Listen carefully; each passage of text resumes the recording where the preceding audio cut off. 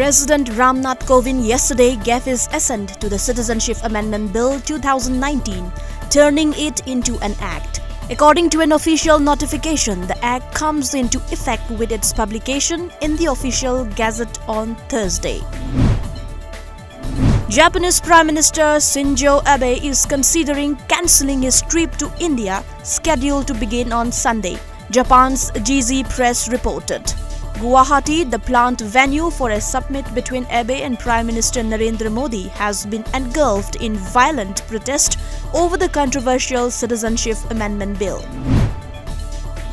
3 persons were killed so far in Guwahati in Assam during the anti-cap protests that raged through the state over the past few days since the contentious bill was passed in Rajya Sabha.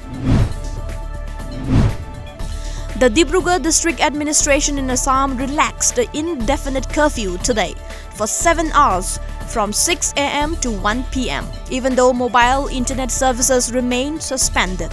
The curfew imposed in Guwahati on evening of December 11th, however, has not been relaxed yet, due to which the citizens are facing a lot of trouble. A 3-day-long 45th annual athletic meet of Sainik School Imphal was opened by Works Minister T.H. Biswajit today. As a part of the opening day, students of the school performed bunker blasting drill, gymnastics and a whole lot more. Bishnupur District Police carried out a cordon and search operation at Kongkham Awang Laikai within Ward number 9 of Bishnupur District this morning. In the operation, 345 people, including 180 women, were verified, and later 5 KYKL cadres who are currently on bail and 10 non-locals were picked up and handed over to Nambol Police Station for further necessary verification.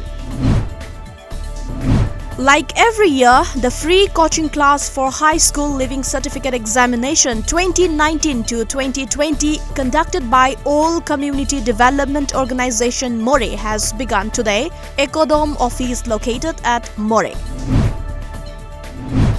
Highways passing through Churachandpur and Bishnupur districts of Manipur will be closed in connection with the visit by Prime Minister Narendra Modi and his Japanese counterpart Shinzo Abe to the state on 17th of this month, official sources said today.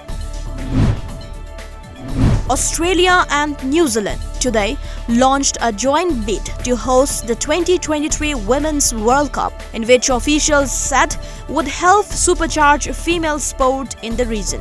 Governing body FIFA plans to increase the number of teams to 32 for the tournament from 24 at this year's event in France, and a 2-country format would be able to better cope with the extra fixtures, they said.